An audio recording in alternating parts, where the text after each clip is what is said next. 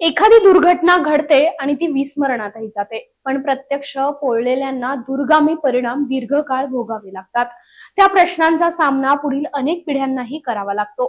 पानशेतचं धरण 1961 ला फुटलं, पण 50 वर्षाहून अधिक काळ लोटला तरी त्या संबंधीचे काही प्रश्न तसेच अनोत्तरित राहिले होते। पानशेतचा पूर, पूरग्रस्तांचं पुनर्वसन हे सगळंच रीतसर सुरू होतं, पण पूरग्रस्तांच्या काही मागण्या, काही प्रश्न प्रलंबितच होते। पूरग्रस्त त्यासाठी सरकार दरबारी खेटे घालत, पण गुंता काही केल्या सुटत नव्हता।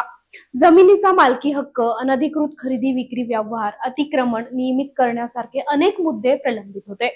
या प्रश्नांच्या संदर्भात पानशेत पूरग्रस्त समितीमार्फत चंद्रकांत दादा पाटील यांनी पाठपुरावा केला आणि 50 वर्षापासून प्रलंबित असलेले पूरग्रस्तांचे अनेक प्रश्न धडाक्यानं मार्गी लावले। पानशेत पूरग्रस्तांना दादांच्या रूपानं जणू देवदूतच भेटला। पुण्यातील 13 पूरग्रस्त वसाहतीमधील रहिवाशांच्या मालकी हक्काचा प्रश्न गेल्या 62 वर्षापासून सुटलेला नाही। सतत प्रयत्न करूनही पीडितांना त्यांचं योग्य लाभ मिळू शकले नाहीत, ज्यामुळे ते अनिश्चिततेच्या आणि निराशेच्या स्थितीत होते। मात्र पाटील यांच्या मध्यस्थीनं हा प्रश्न आता मार्गी लागला असून पूरग्रस्त कुटुंबांना दिलासा मिळालाय।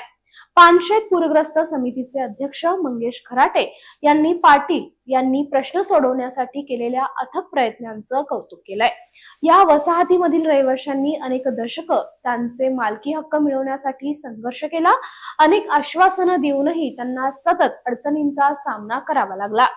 देवेंद्र फडणवीस सरकारच्या काळात या समस्या सोडवण्यासाठी चंद्रकांत पाटील आणि माधव भंडारी यांच्या नेतृत्वाखाली समिती स्थापन करण्यात आली होती। दुर्दैवानं जेव्हा महाविकास आघाडीचं सरकार आलं ते 2019 मध्ये सत्ता त्यांनी हाती घेतली, तेव्हा निर्णयांची अंमलबजावणी झालीच नाही। मात्र पुन्हा एकदा महायुतीचं सरकार आल्यावर हा प्रश्न चंद्रकांत पाटील यांच्या नेतृत्वाखाली मार्गी लागला।